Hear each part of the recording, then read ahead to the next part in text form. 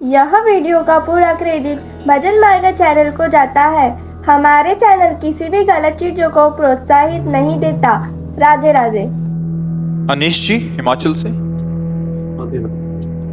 राधे राधे। महाराज जी मैं शराब मांस मछली का सेवन करता हूँ। कई बार छोड़ने का प्रयास भी कर चुका हूँ पर छोड़ नहीं पा रहा। महाराज जी बार बार ध्यान उसी तरफ जाता है, कृपया मार्गदर्शन करें। कैसी बात करते हो? प्रयास करे छूट ना पावे, ऐसा कैसे हो सकता है? शरीर ही छूट जाएगा एक दिन। फिर ये गंदी बातें क्यों नहीं छोड़ सकते? आप इतने कमजोर हो गए हो क्या? देख लो आपको मन कितना तोड़ दिया कि आप कहते हो मैं छोड़ना चाहता हूँ, छोड़ नहीं सकता। ऐसी ये बात तो हमारी समझ में कम आती है कि आप छोड़ना चाहें और फिर वो छूटे ना। ऐसा कैसे हो सकता है?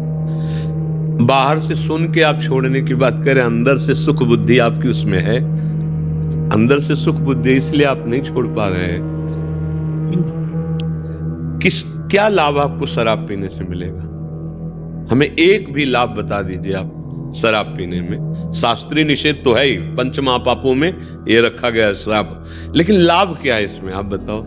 एक तो आपका पैसा जाता है। अगर उसी पैसे की मिठाई और सामग्री लाते घर में बच्चों को बांटते तो कितना खुश होकर आपके गले लगते, मेरे पापा, मेरे भैया या मेरे जो। आपने उतने की शराब पी, आपके अंगों को भी नुकसान पहुंचता है। जो आपके अंग हैं उनको हानि पहुंचाती है। शराब से किसी के अंग पुष्ट होते हैं क्या अंदर के? सब कोई जानता है कि स्वास्थ्य के लिए बहुत हानिकारक वस्तु है। लाभ इसमें नहीं है। अब इसमें जो आपको आनंद अनुभव होता है उसका कारण होता है बुद्धि की शिथिलता। जैसे आपने पीना तो आपकी जो बुद्धि बहुत चिंतन कर रही थी वो मंद हो गई, शिथिल हो गई, तो आपको लगा यार मौज आ गई। वो आप भजन से कीजिए, बिना किसी नशे के आप परमानंद में नहीं, अब समझ में नहीं आया। जैसे आप सोते हैं तो आपको नींद बहुत अच्छी लगती है। आप 5-6 घंटा सोने के बाद देखो कैसा अनुभव होगा। हाँ, ऐसा अनुभव होगा ना। क्या खास बात रही? 6 घंटे संसार का चिंतन नहीं किया उसने। खास बात ये रही कि बुद्धि 6 घंटे संसार का चिंतन नहीं की, इसलिए वो सुख का अनुभव कर रही। तो जागृत में भी ऐसी अवस्था की जा सकती है कि भगवान का चिंतन करते हुए सत भावना से आप, तो देखो 6 घंटा आप जो नींद लेते उसमें जो आपको सुख मिलता है वो संसार का चिंतन छोड़ने के कारण है। आप 6 घंटे संसार के चिंतन से रहित रहे तो आपको लगा हाँ, और इंद्रियां बलवान हो गई, चेतना नई जागृत हो गई। और अगर ये ऐसा जागृत में हो कि असत चिंतन संसार का हो ही ना, तभी तो चलते फिरते उठते बैठते महात्मा समाधि में कहा जाता है, क्योंकि भगवान के चिंतन में रहता है।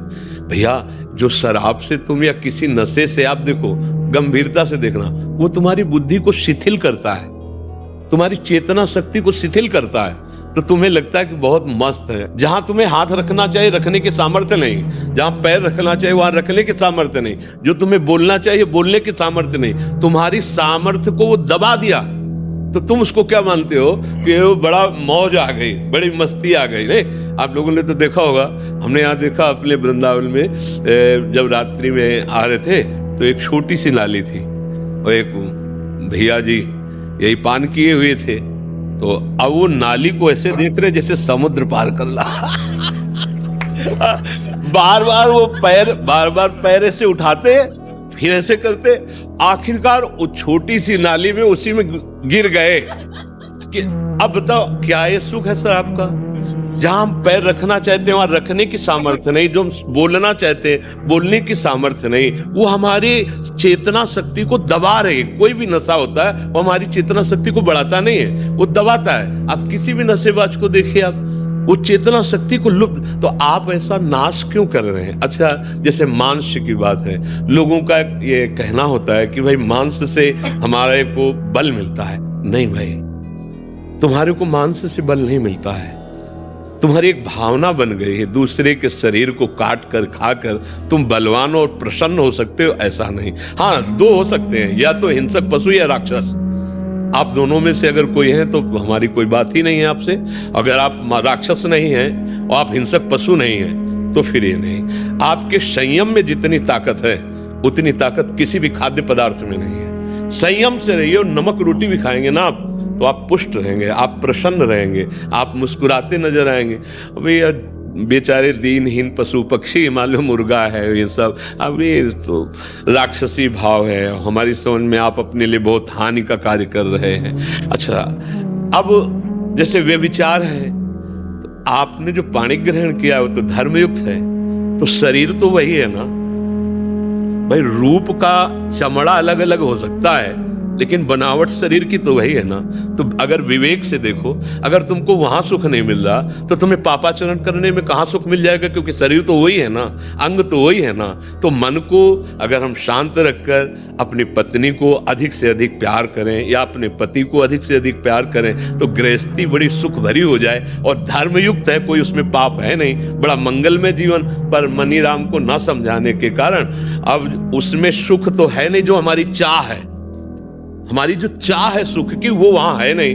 अब हम बदलने लगते हैं, इस शरीर से उस शरीर, इस शरीर से तो ये जो पापाचरण चल रहा है, अब इसके बाद कहो कि हमारा मन भयभीत रहता है, हमें सुख नहीं मिलता है, हम डिप्रेशन में जा रहे हैं, हम जो चाहते हो कर नहीं पाएंगे। तो कैसे कर पाओगे? तुम तो जो वो किए बैठे हो, जो तुम्हारा नाश करने के लिए तैयार है, तुम्हें दुख देने के लिए तैयार है। तो इसलिए हमारी प्रार्थना है, अभी अवसर है, अभी संभाल लीजिए अपने आप को। ये शराब, ये मांस, ये सब सच्चाई से, ईमानदारी से, गुरु कृपा बल से चल रहे हैं। कोई पापाचरण, कोई गंदी बात, कोई छल कपट, कोई नाटकबाजी नहीं। हर समय हृदय आनंदित रहता है, क्योंकि प्रभु साथ है ना। अच्छा, मरने का भय लगता है तो हम उसके लिए तैयार हैं, क्योंकि जिससे जो भयभीत करने वाली बातें हैं वो गुरु कृपा से है नहीं। तो लगता है शरीर छूटेगा, और जिसके लिए जीवन भर भजन किया उसके पास जाना है, तो डरना क्या है यार, उनके पास जाना है ना हमें। तो हमें डर है नहीं इस बात का। तो ये हम बातें इसलिए आपको बताते कि ये आप भी तो धारण कर सकते हो। बिल्कुल नहीं भाई, हमारी प्रार्थना मानिए, छोड़ दीजिए, नहीं तो फिर प्रकृति आगे दंड देगी, तब आप छोड़ देंगे। छोड़ना तो सब कुछ यहाँ पड़ेगा ही, तुम कुछ छोड़ो या ना छोड़ो, सब कोई तुम्हें छोड़ रहा है। देखो, बाल्यावस्था छोड़ के जवानी आई, जवानी छोड़ के बुढ़ापा की तरफ कुछ पकड़ पा रहे हो क्या? सब छोड़ रहा है ना तुम्हें। तो अगर पहले से छोड़ दोगे तो बुद्धिमान हो जाओगे, भगवान को प्राप्त कर लोगे। जैसे कोई चद्दर हमारा छीनेगा, हमें पता है गेट के बाहर, तो हम पहले उतार के हाथ में रख लेते हैं, ये ले लो भाई, झगड़े की जरूरत नहीं। तो माया छीन लेगी। सुत बनितादि जान स्वार्थ रत, ना करु नेह स्तवीते, अंतहि तो ही तजेंगे पामर, तू न तजय वहीं ते, मन पचितई है अवसर बीते। गोस्वामी तुलसीदास जी कह रहे हैं। तो पाप कर्म काहे कमा के जाओ, ये खेती है मनुष्य जन्म। आप नारायण बन सकते हो, आप भूत बन सकते हो, आप मनुष्य बन सकते हो, आप नाली के कीड़ा बन सकते हो। आचरण तुम्हारा अगर सही है तो सच्ची मानो, बिना कोई सुख सामग्री नहीं, पर हृदय आनंदित रहेगा। और आचरण सही नहीं तो जलोगे। बड़ा पुण्य किया महाराज नहुष ने, और बड़े यज्ञ किए तो देवराज इंद्र पदवी मिली। देवराज इंद्र पदवी कोई छोटी मोटी थोड़ी, त्रिभुवन का स्वामी है। अब नशा चढ़ा पद का भी नशा होता है ना। को नर अस जन्मा जगमा ही, प्रभुता पाई जाय मदना। अब उनको लगा हम त्रिभुवन पति, हमारी आज्ञा सब। तब उन्होंने कहा कि भाई देवराज इंद्र जो पूर्व थे, उनकी पत्नी सेवा में आवे।